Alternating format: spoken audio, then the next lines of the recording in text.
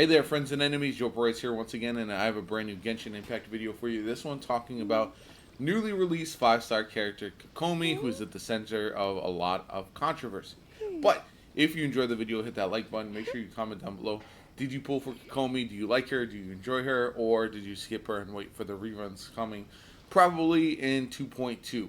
Anyway, also make sure you subscribe to the channel. It helps me out tremendously. We are on the road to 1,000 subs, and we're going to be able to do a lot of great things once we do hit that number. So thank you so much for all your support and helping get there.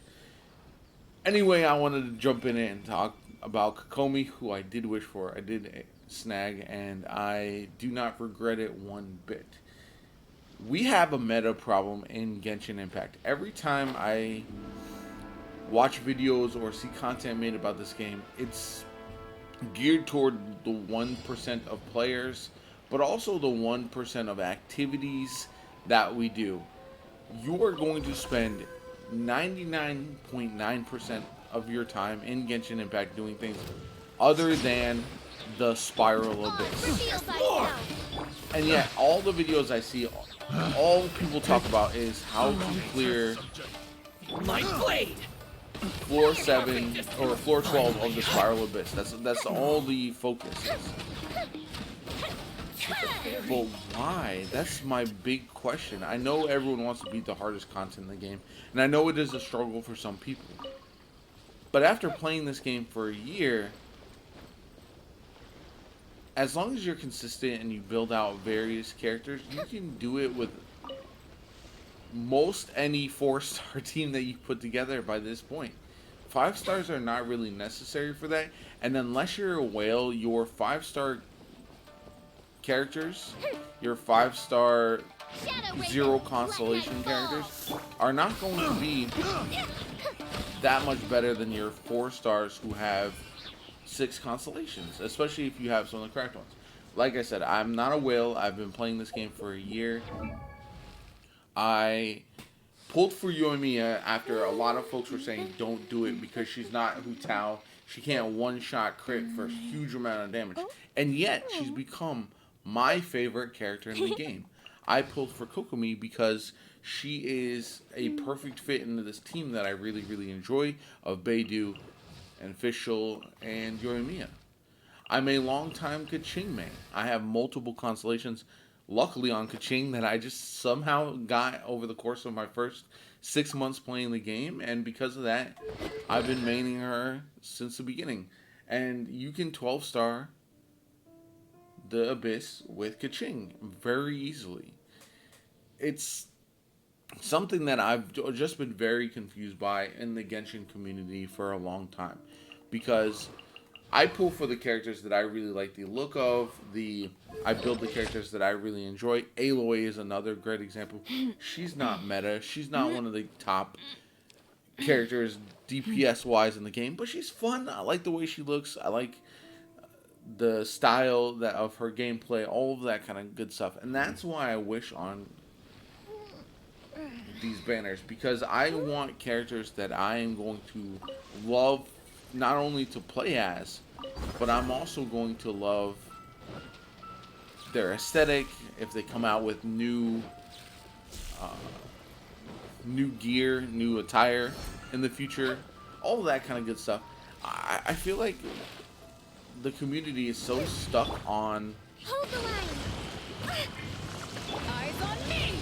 just being meta, being the best for something you're going to spend 0.1% of your time in, and it doesn't make sense to me. It just, Here come the fireworks.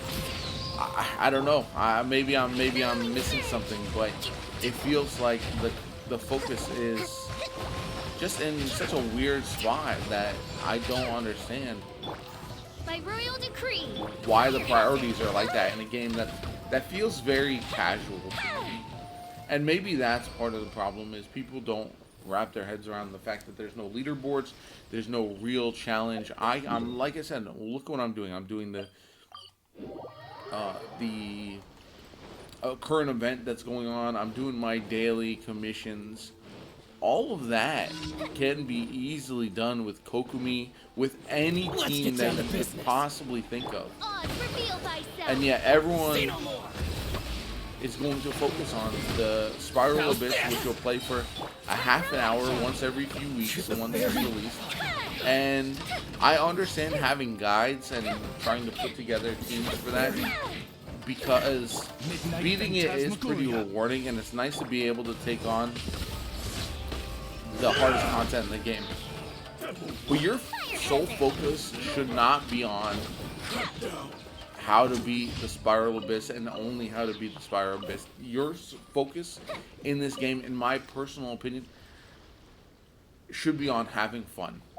If beating the Spiral Abyss is the most fun for you, if trying different teams in the Spiral Abyss and coming up with a meta is fun for you, that's perfect. That's the way you want to play, and that's fine. But for a lot of players, especially free-to-play or budget players, I'm guessing that focus is going to be somewhere else, and for that reason, that's why I think a lot of YouTubers, a lot of By royal decree, content creators, a lot of players, especially whales, just are so hard stuck focused on things that ultimately will not be that big of a deal for the majority of players. And I don't know, this is kind of a rant, but I've seen it in other games. I'm a fan of variety no matter the game I play. I look at a game like Destiny or other looter shooters, and I'm the same way. I want to play with a variety of different guns. I get bored, I want to mix up my teams a lot. But I have set teams that are strong and that are for fun, right? Look at this team of Yoimiya. This one is actually really, really strong. I just got more constellations on Beidou, so I'm using her right now. I've loved Fischl since the beginning. I've had her for a long time. This is probably a powerhouse team. You've got your Ganyu, Zhongling, Bennett, and Zhongli. This team can destroy basically anything in the game without much of a problem. But look at this team. Keqing, Mona, Jean, and Aloy. I love this team, and it is because it's so much fun. I prioritize fun over everything, and this has been one of my favorites. I moved off it just because I've been playing Keqing for almost a year now, and I just like to do different stuff. But then I have this team, which is also pretty meta, of Ayaka, Xingqiu, Diona, Sucrose. Being able to freeze everything is a lot of fun. I just got C6 Xingqiu. So, at the point that I'm at in the game, there's just no reason for most players, in my opinion, to spend all their time and energy worried about the meta when it ultimately doesn't really matter all that much. You can clear just about anything with teams you'll get over the course of your time playing.